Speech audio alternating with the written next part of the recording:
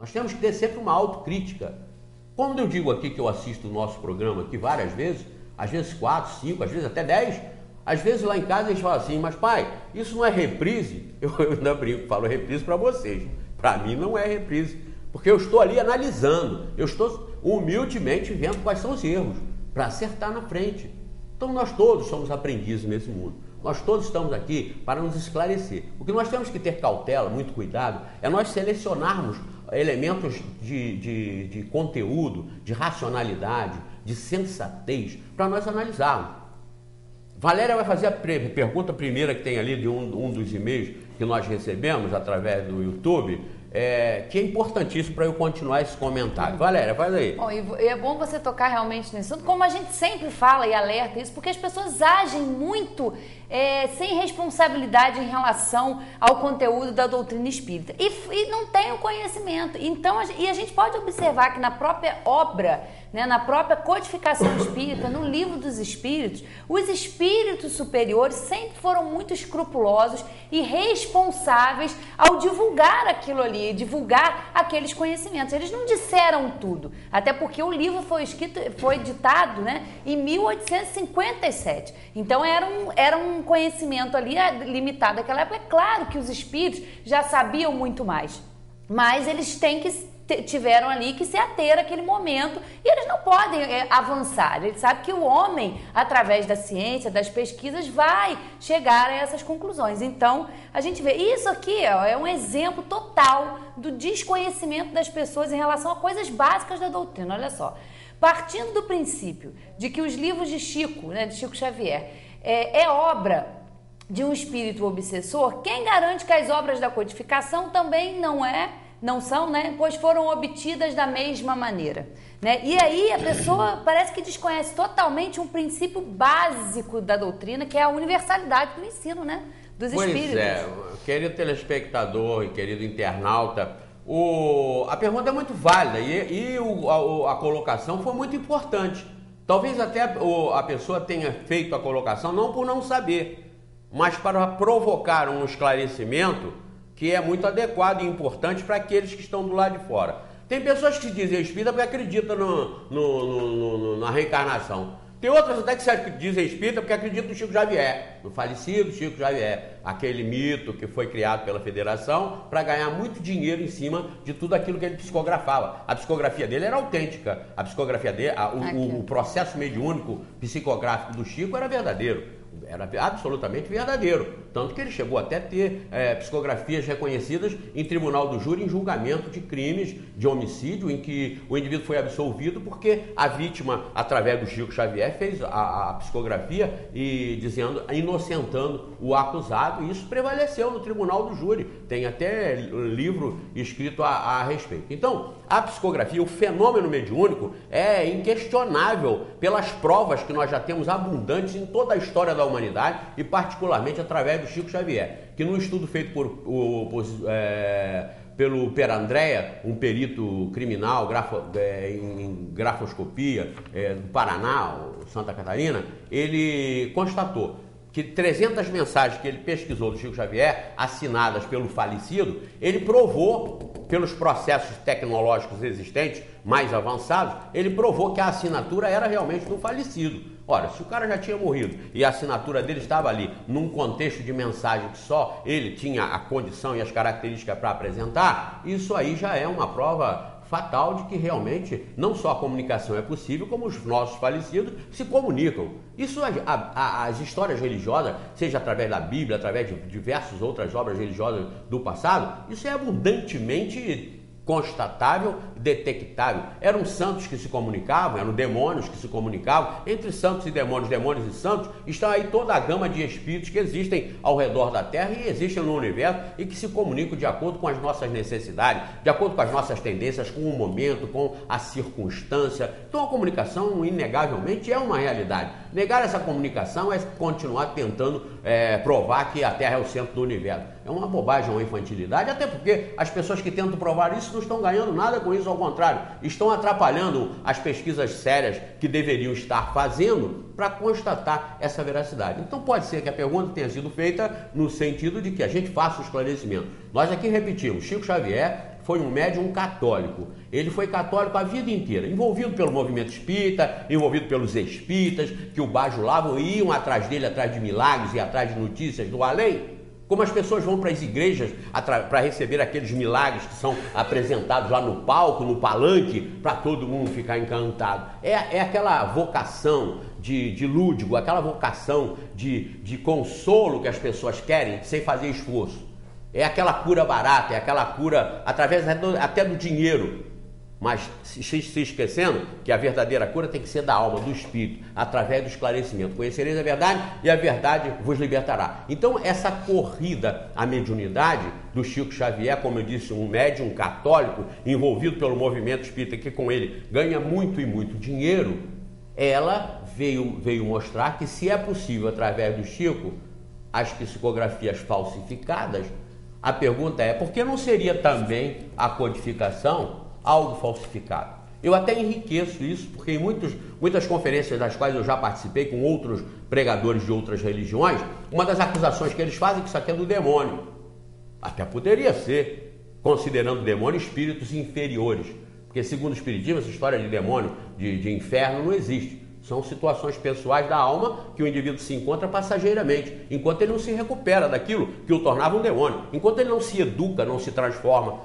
O mal educado, o imoral, o devasso, ele é um demônio, no sentido figurado da palavra. Ele é um mau espírito, mas num processo de aprendizado, num processo de sofrimento na Terra ou em qualquer outra parte do universo, para que esse sofrimento corrija, toque através da dor os seus sentimentos e ele se mude e se harmonize com as regras da natureza e seja um anjo, um santo, em qualquer época da existência, da eternidade. Então, poderia isso tudo aqui ser obra do capeta, como eu aí replico, a Bíblia também. A mesma tese para achar que isso aqui é inspirado pelos espíritos inferiores, nós podemos aplicar à Bíblia, ao Alcorão, aos Vedas, ao Livro dos Mortos, a quaisquer outras obras ditadas ou inspiradas, podem ter sido por espíritos maus. Mas como nós fazemos a filtragem e como nós chegamos à convicção de que isso aqui é coisa boa? Pela análise através da inteligência e através do bom senso. Onde está escrito que Deus mandou matar, que Deus mandou esfolar, rejeita, porque isso foge ao bom senso. Mas está escrito nas Escrituras que Deus mandou matar os infiéis, mandou isso, mandou aquilo, disse para Moisés para matar, disse para Josué para invadir, não disse nada disso. Ou isso foi escrito ali por quem estava no ritmo do romance escrevendo, ou isso foi dito por espírito inferior se dizendo Deus, e na santa ignorância aceitava o que vinha dos espíritos, o que o espiritismo vem filtrar e vem esclarecer. Então é claro que isso aqui também podia ser uma obra falsificada, uma obra obsessiva, uma obra dos espíritos inferiores. Cabe a nós pesquisarmos, cabe a nós fazermos a análise e cabe a nós chegarmos à conclusão, que é a única característica segura para se avaliar as informações dos espíritos, é o conteúdo. Com o cuidado também de não se iludir com os espíritos que falam muito em amor, em paz, ternura, humildade, fraternidade. É uma artimanha também de espíritos inferiores para se infiltrarem e fazerem o estrago maior. Nenhum vigarista chega a um banco para fazer um financiamento e ele já de início esclarece para o gerente que ele vai dar um trambique no banco. Ele esclarece que isso que eu estou apresentando é falsificado. Esse balanço aí não existe. Ele não esclarece isso lá para os analistas do sistema de crédito. Não, ele passa tudo como sério, como certo. Ele vai bem vestido, ele fala palavras bonitas. A técnica é exatamente a mesma. O que acontece com os encarnados é justamente o que acontece também com os desencarnados. Se a comunicação daqui para lá e de lá para cá é uma constante, as intenções dessas comunicações também são tão constantes e simultâneas e adequadas e semelhantes de lá para cá como daqui para lá. De lá para lá mesmo como daqui para aqui mesmo. É o relacionamento da inteligência, é o relacionamento dos espíritos, é o processo de progresso do universo. Isso faz parte. Então nós temos que entender isso para não ficar pregando um Deus idiota, um Deus burro, um Deus vingativo, um Deus cruel, um Deus que faz milagre para uns e diz que se dane os outros, um Deus que fica perdendo tempo de fazer milagre para botar a perna do cara que é mais curta do mesmo tamanho da outra e esquece a tsunami. Esquece as criancinhas que estão morrendo debaixo das barreiras, debaixo dos barrancos. Que Deus é esse? É esse Deus que vocês querem entender? É esse Deus que vocês querem acreditar, aceitar? O Espiritismo é essa reflexão séria. Vocês todos aí vão morrer. Ou estão achando que não? E dei o tempo para vocês pensarem. E você também. Claro, claro. Nós não vamos ficar aqui daqui a mais 50 anos. Daqui a mais 5 anos, talvez eu já não esteja mais aqui podendo fazer esse programa ao vivo. Pessoalmente. Eu posso inspirar espiritualmente, mas não estarei fazendo. Com certeza. Eu tenho que ter que tipo de dúvida a respeito disso? Eu tenho que ter que tipo de dúvida que eu não vou levar as coisas que eu conquistei materiais, que eu não vou levar status, que eu não vou levar cartão de crédito. Que tipo de dúvida eu devo ter a respeito disso? Nenhuma. Agora, se eu não tenho nenhuma dúvida de que eu sou imortal, de que eu sou eterno a partir da criação, é claro que eu tenho que cuidar desse eu, que é o eterno, que é o imortal, que é o que sente, que é o que tem o amor, o ódio, a paixão, o rancor, a virtude. É esse o importante, esse sou eu, esse é você. Ontem eu ainda estava novamente explicando. A mão é do corpo, mas quem determina o que ela vai fazer? Sou eu, espírito, no comando. Eu vou pegar, me deu no contexto a vontade ou a iniciativa de pegar o globinho. Peguei o globinho, rodar o globinho, rodei o globinho. Quem está fazendo isso sou eu, espírito, através do corpo. E vocês aí a mesma coisa. Tudo que o corpo de vocês faz é aquilo que vocês determinam que ele faça. Ou seja, é vocês agindo, são vocês agindo através do veículo que vocês dispõem, como eu através do que eu disponho. Então quem coordena, quem comanda e quem vai continuar coordenando e comandando sem o corpo, somos nós que estamos aqui agora. Nós que ocupamos essa parte central, essa parte do crânio, essa parte da cabeça e essa parte do tórax. As emoções se descarregam mais nessa região. O intelecto e o comando aqui. Nós estamos sempre intensamente gerenciando tudo a partir daqui. Por isso que eu faço muito através da razão, através do sentimento. Razão e sentimento. Nós estamos ocupando o corpo inteiro. Ele inteiro está sob nosso domínio. Mas nós não saímos daqui. Eu brinco às vezes até perguntando, você já acordou um dia de manhã na barriga da perna? E opa, eu tenho que subir rápido. Não, nós nunca estamos na barriga da perna. Mas a barriga da perna está totalmente sob o nosso comando. Aquilo que foge às forças da biologia, às forças da natureza, como piscar de olhos. Não é o espírito que determina e raciocina para que os olhos estejam piscando. Eles vão automaticamente piscar. O processo digestivo, ele não depende do raciocínio do espírito. Esse é o organismo que Deus nos concedeu neste planeta. Mas nós somos o comando, aqui ou em outros planetas. Através de corpos como este, ou através de outros corpos em outras situações. Mas sempre nós é que estamos em discussão. E como eu perguntei, nós vamos continuar aceitando o Deus que as religiões dizem que é o Deus, pior do que nós? Eu continuo exortando a vocês, sejam filósofos, raciocinem, pensem, sejam filósofos, sejam cientistas, sejam teólogos, que vão ser melhor do que muitos aí formados e doutorados e pós-graduados na tal da teologia abstrata para acreditar em Adão e Eva, para acreditar naquele Deus que manda uns para o céu e outros para o inferno. Isso é absolutamente perda de tempo. A pesquisa para conhecer, não, mas a pesquisa para se dedicar e acreditar nisso foge ao bom senso, à razão, foge à inteligência. Então, tudo isso para responder ao nosso querido telespectador, que disse que se as obras do Chico podem ter sido falsificadas, psicografadas obsessivamente, a codificação também poderia. Mas o que se está em discussão é a análise que se deva fazer em relação à codificação e que não tem contestação, e eu peço a que vocês mandem contestação para cá com base científica. Eu lembro que uma vez eu falei aqui, mandem constatação baseado nos estudos da NASA, da física quântica, mandem para cá. Não é da Bíblia. Você dizer que na Bíblia a gente é do capeta é bobagem. A Bíblia não serve de base para coisíssima nenhuma do Espiritismo. Se é verdade, está na Bíblia, está aqui. Agora, se está na Bíblia e não está aqui, é porque ou é irrelevante ou não é verdade. Então, saia fora desse negócio de se apaixonar e de se fanatizar, porque é aqui que está. Você não pode garantir isso. Você não pode garantir isso. A não ser que você faça uma análise, como nós recomendamos, e os espíritos recomendam, que seja feita sobre a revelação espírita, sobre o que está aqui. Vocês não podem garantir que o que está naquele livro grosso é verdade. Porque se vocês mesmos raciocinarem, analisarem e se colocarem no lugar de Deus, vocês vão ver que não é aquilo. Além da própria ciência, muitas vezes está provando que não é aquilo. Como o sol parou, como o dilúvio universal, como Adão e Eva, uma série de coisas que tem que ser deixado para lá. Aquilo foi na época acreditado e acreditável pela ignorância da humanidade naquela época. Mas qual é a vantagem em se manter essa humanidade ignorante em termos teológicos, em termos de Deus, hoje?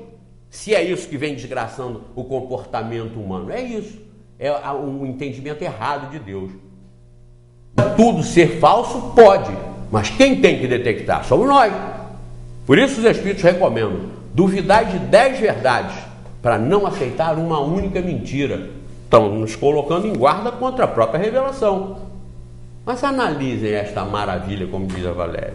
A questão 22 daqui do Livro dos Espíritos, que fala da matéria que existe, isso há 153 anos foi dito pelos Espíritos, está aqui, que a matéria existe em forma que vocês não têm a menor ideia. Para vocês não seria matéria, vocês nós encarnados, mas que continua sendo matéria. Nós temos recentes descobertas aí, pesquisas aí, a respeito da matéria invisível, da matéria escura que compõe a maior parte do universo, coisas extraordinárias que já estão aqui, ou que já estão no Livro dos Médiuns, que já estão na Gênesis, que estão na revelação do Espiritismo, mas para ser analisada, porque o Espiritismo não é o que está aqui, o Espiritismo é a verdade.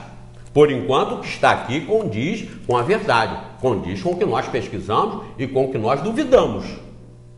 Mas, como volto a dizer, se estiver aqui e não fechar com a verdade passa a substituir automaticamente, sem que precise alguém tirar a folha para escrever aqui aquilo que a ciência veio esclarecer a respeito. Mas pesquise com humildade, não pesquise já achando que sabe tudo. Ah, está resolvido. Isso a ciência já resolveu. Resolveu nada.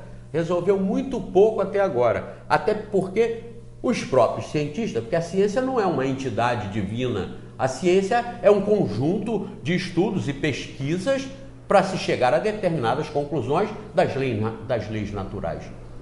Isso, a estrutura é um ordenamento pedagógico, um ordenamento disciplinar para se chegar às pesquisas, através das pesquisas, às conclusões. Mas quem faz as pesquisas? Quem faz as conclusões? São os homens. E quem são os homens? São espíritos. Então, está no contexto da revelação. Não significa que obrigatoriamente todos os espíritos que acreditaram isso tenham que ser desencarnados.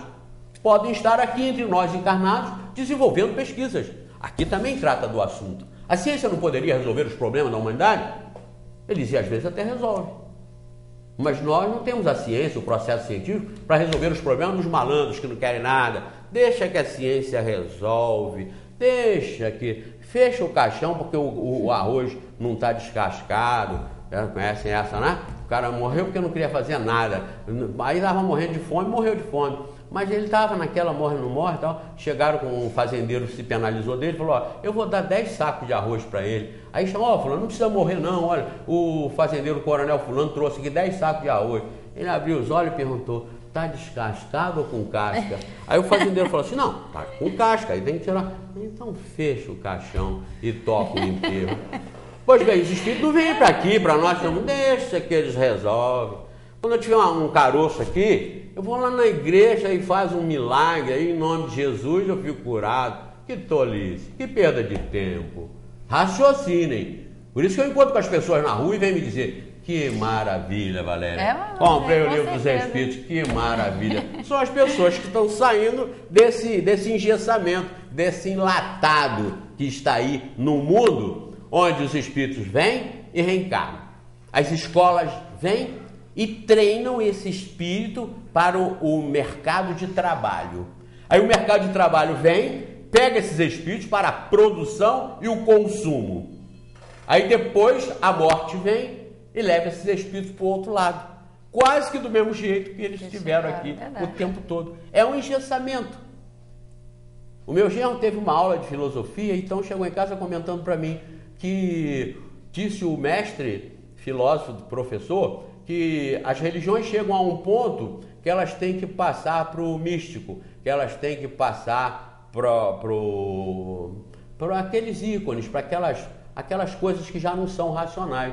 E eu ainda sugeri para ele o seguinte: questiona por quê? Por que chega a um determinado ponto que a religião tem que ser burra? Por quê? Associa. Tem uma propaganda na televisão que diz que quando a ciência e a religião se derem as mãos ou fizerem as pazes, que é isso? Não há pazes que fazer entre uma coisa e outra. Se a intenção do homem é honesta, é honrada e é séria, ele não tem essa história de estar defendendo isso ou aquilo, porque a religião diz isso.